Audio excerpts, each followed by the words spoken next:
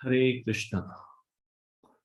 हम लोग श्रील जगदानंद पंडित द्वारा विरचित ग्रंथ श्री प्रेम विवर्त से चर्चा कर रहे हैं।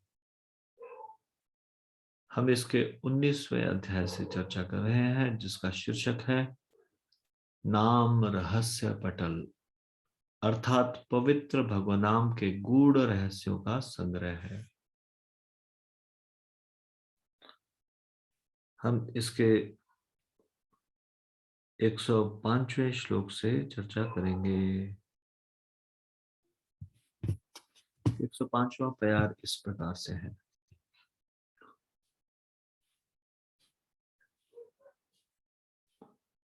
पूर्वयत पापादि बहुजन्म करे, हरि दीक्षा मात्रे से सब पापे तरे।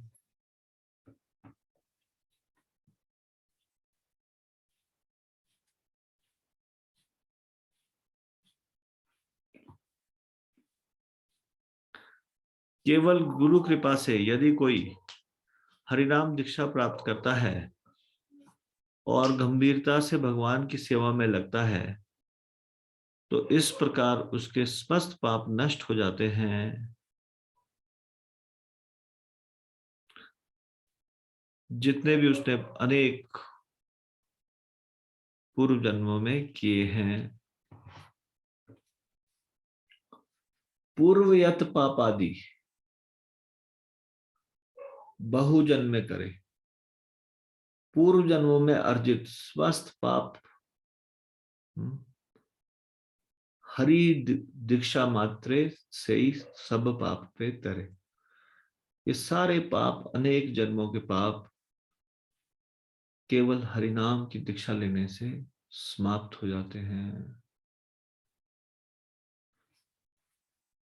तो यहाँ पे जगदानंद पंडित जी हरिनाम दीक्षा की इंपॉर्टेंस बता रहे हैं, महत्वता।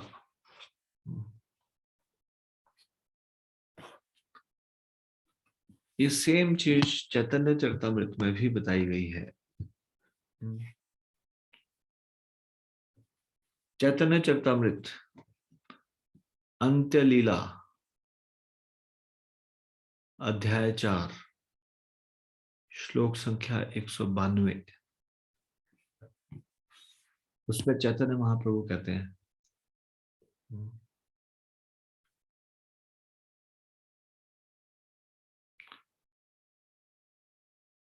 ये बताते हुए कि एक वैष्णव का शरीर, एक भक्त का शरीर कभी भी भौतिक नहीं होता।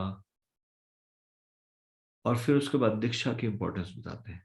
चैतन्य महाप्रभु कहते हैं, प्रभु कहे वैष्णव देह प्राकृत कबू नए, अप्राकृत देह भक्तिर चिदानंदमय।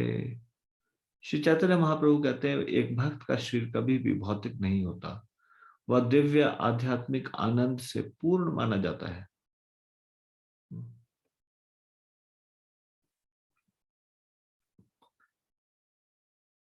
चैतन्य महाप्रभु हरिदास ठाकुर और सनातन गोस्वामी को यह समझाना चाहते हैं कि जिस भक्त का जीवन भगवान की सेवा में समर्पित होता है, उसका ये शरीर, उसकी बुद्धि भौतिक नहीं रह जाती।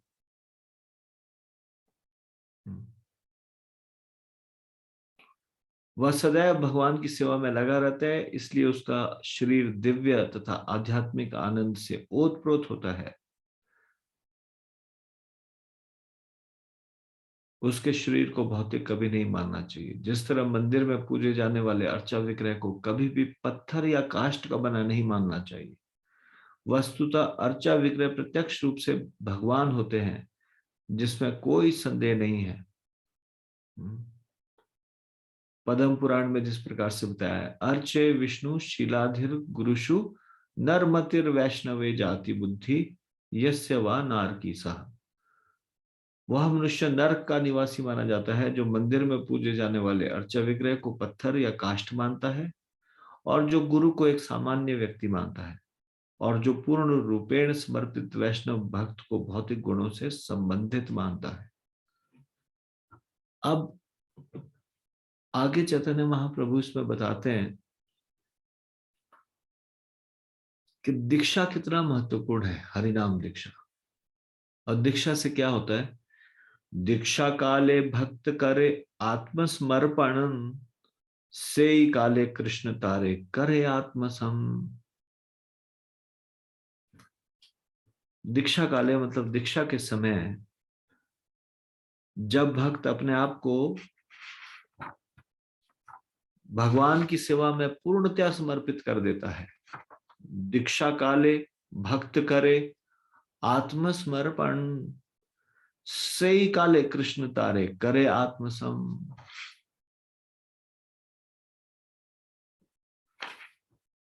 उसी समय भगवान कृष्ण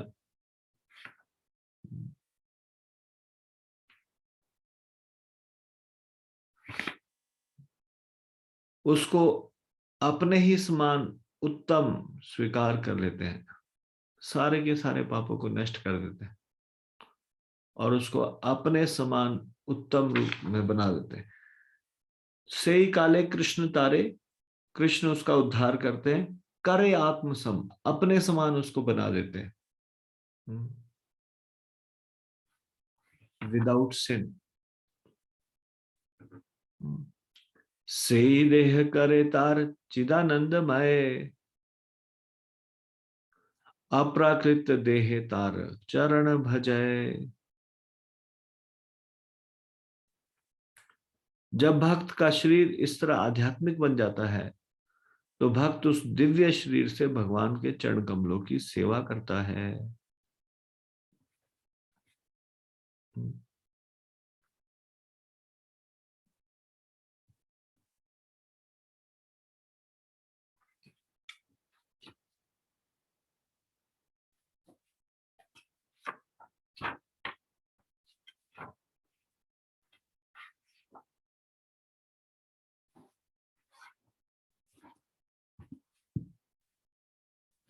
तो भगवान बहुत कृपालु है। जैसे ही एक भक्त निश्चय करता है कि वो पूरी तरह से आत्मसमर्पण करेगा और वो दीक्षा ग्रहण करता है प्रामाणिक गुरु से, वैसे ही उसके समस्त जन्मों के पाप नष्ट हो जाते हैं।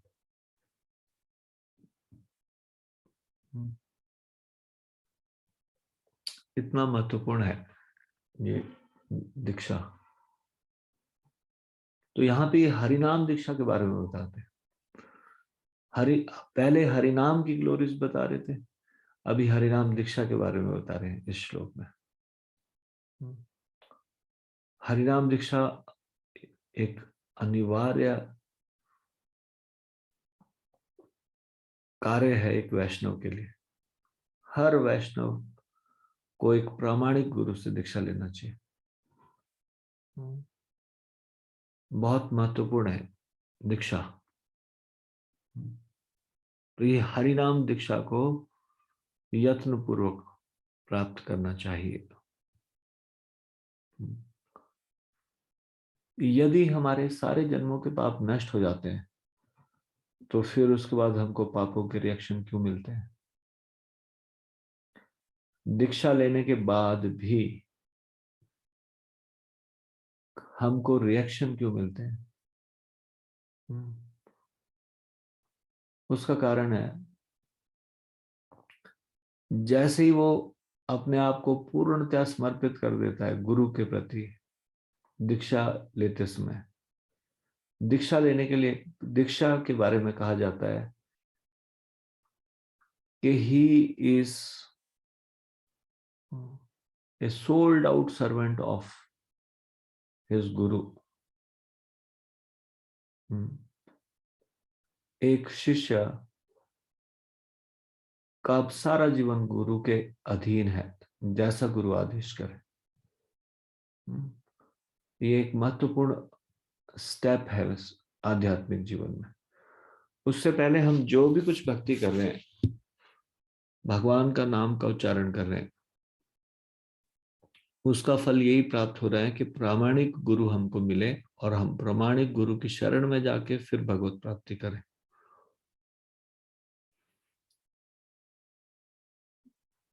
बिना गुरु के भगवान स्वीकार नहीं करते।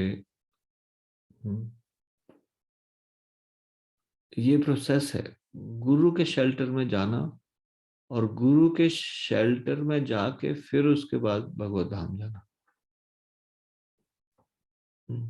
गुरु के द्वारा दिखाए गए मार्ग का अनुसरण करना और फिर भगवत धाम जाना, तो यही प्रोसेस है। तो जब कोई इस प्रकार से पूरी तरह से भगवान को समर्पित है, अब ये शरीर दीक्षा के बाद उसका अपना शरीर ना होके वो ये समझता है ये इंस्ट्रूमेंट है गुरु के हाथ में, मैं कठपुतली हूं गुरु के हाथ पे, जो मर्जी आदेश दे, जैसा मर्जी मुझसे कहें, मैं अपनी स्वतंत्रता को समर्पित करता हूं अपने गुरु को।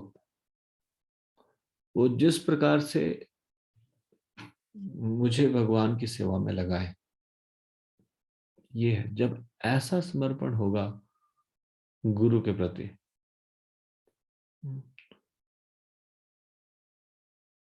तो फिर भगवान स्वयं उस ऐसे गंभीर भक्त को अपने धाम लाने की चिंता करेंगे और वो अधिकारी होगा भगवत धाम जाने का।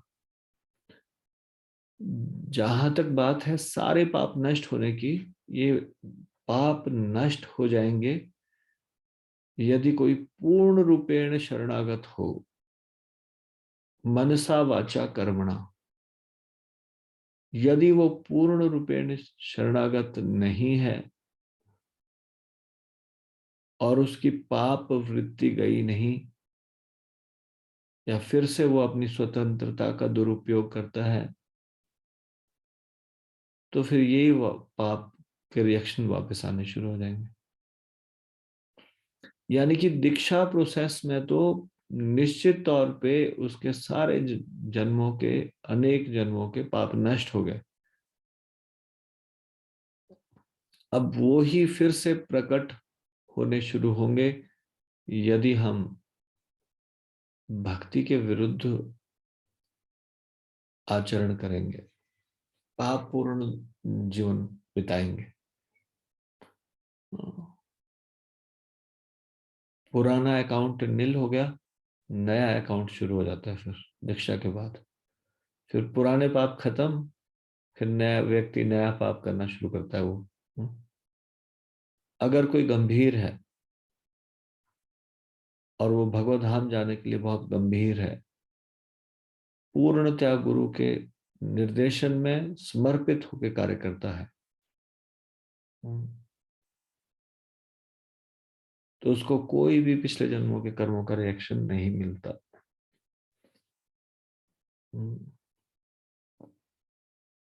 ऐसे शुद्ध भक्त। तो दीक्षा, जगदानंद पंडित यहाँ पे बता रहे, पूर्वयत पापादि बहु जन्म करे, पूर्व जन्मों में अर्जित जितने भी समस्त पाप है जो बहुत जन्मों में किए गए पाप है, हरि नाम दीक्षा मात्रे से ही सब पाप तरे। केवल हरिनाम की दीक्षा लेने मात्र से वो सारे पापों से तर जाता है।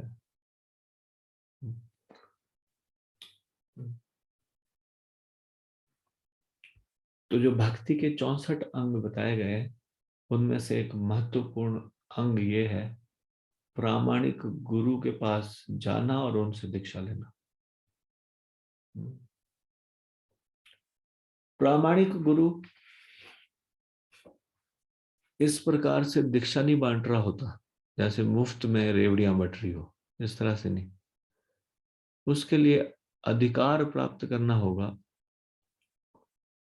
योग्य बनना होगा, उसके लिए 4 नियमों का पालन करना होगा दृढ़ता से, 16 माला का जप करना होगा। गुरु जब संतुष्ट हो जाएंगे शिष्य की आध्यात्मिक उन्नति से,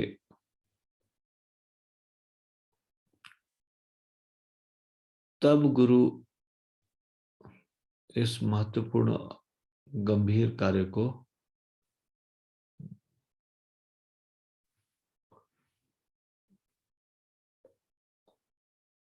कार्यान्वित करेंगे। दीक्षा, हरिनाम दीक्षा बहुत महत्वपूर्ण है। हर एक व्यक्ति के अंदर ये लालसा होनी चाहिए। प्रामाणिक गुरु से दीक्षा प्राप्त करने की लालसा,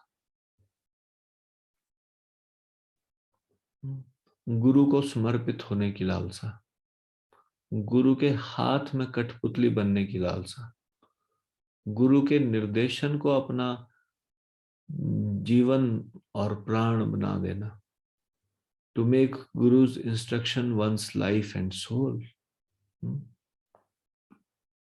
इस प्रकार से यदि व्यक्ति भक्ति करेंगे गुरु के निर्देशन में, जैसा आदेश दिया जाए उसको बहुत गंभीरता से पालन करेंगे, तो निश्चित तौर पे वो भगवान की कृपा प्राप्त करेंगे।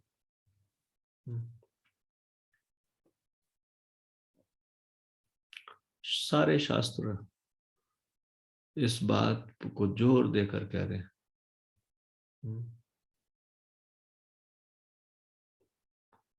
गुरु को साधारण मनुष्य नहीं मानना चाहिए, गुरु के आदेशों को गंभीरता पूर्वक लेना चाहिए।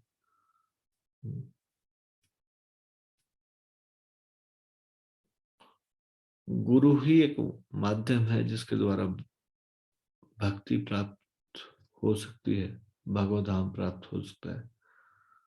भगवत धाम जाने के लिए गुरु नामक प्रवेश द्वार से प्रवेश करना होगा। ऐसे भगवत धाम में प्रवेश नहीं कर सकते।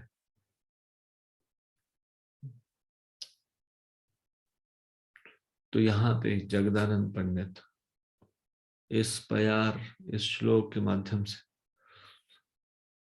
हम सबको इस चीज के लिए इंस्पायर कर रहे हैं, किस प्रकार से हरिनाम दीक्षा को गंभीरता से लेना चाहिए, अपने को उस योग्य बनाने का प्रयास करना चाहिए ताकि आप हरिनाम दीक्षा ले सकें। हम इसको यहीं पे विराम देंगे।